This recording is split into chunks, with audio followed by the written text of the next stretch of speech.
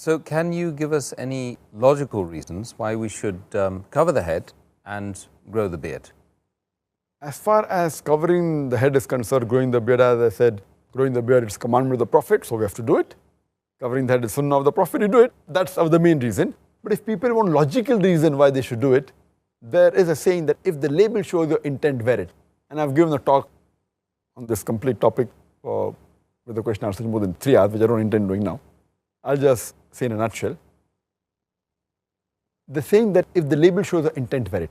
Like if you go to a conference, everyone wears the label, they wear the name, Dr. So-and-so, Dr. It's an informal introduction. If you go to a conference with a specialist of doctors, then it may say you're a cardiologist or a neurologist or a nephrologist, so it gives an informal introduction.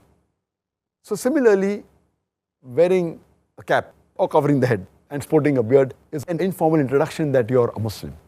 Allah says in the Quran in Surah Anam, chapter number 6, verse number 54, وَإِذَا جَاءَكَ الَّذِينَ يُؤْمِنُونَ بِآيَاتِنَا فَقُلْ سَلَامٌ عَلَيْكُمْ. That when you meet those people who believe in our signs, then say, Assalamu alaikum, peace be on you. So how will I recognize when I walk in the streets, especially in India and other countries, when I go to the Western countries, that he's a Muslim? So this is a good sign of being a Muslim. We don't require another label. The label which the Prophet has given us the best, that covering your head and sporting a beard. And it does wonders. I'll give you an example that once in Bombay, there was a young lad who was selling fruits. His name was Sultan.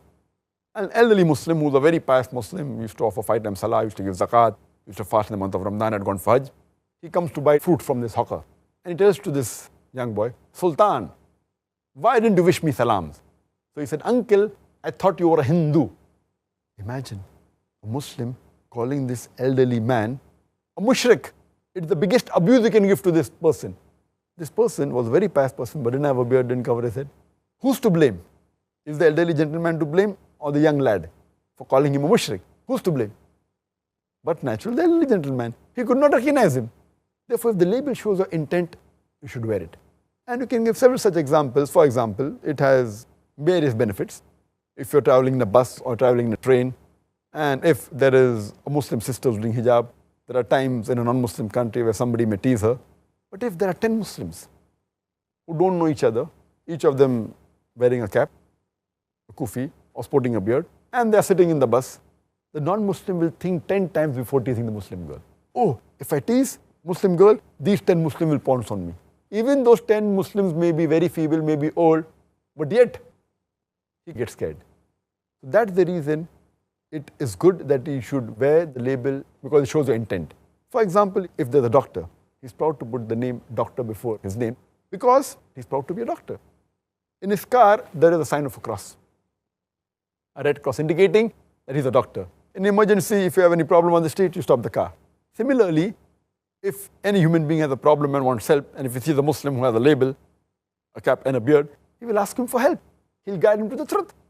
And I remember my grandparents telling that in Bombay, when any people wanted to hire a cab, even the non-Muslims, they preferred hiring a cab whose taxi driver was sporting a beard and keeping a cap, because they knew he would be honest. They preferred going to a shop whose shopkeeper was sporting a beard and wearing a cap. Unfortunately, nowadays, the whole label has changed. We find Muslims wearing cap just to boss around, And unfortunately, the media, they portray anyone who has a beard and wears a cap, he's a terrorist. And I've given this reply in my talk. So keeping a beard and wearing a cap or covering the head is a very recommended sunnah, and keeping a beard is fard. So Muslims should stick to it and should be proud to identify themselves as Muslims.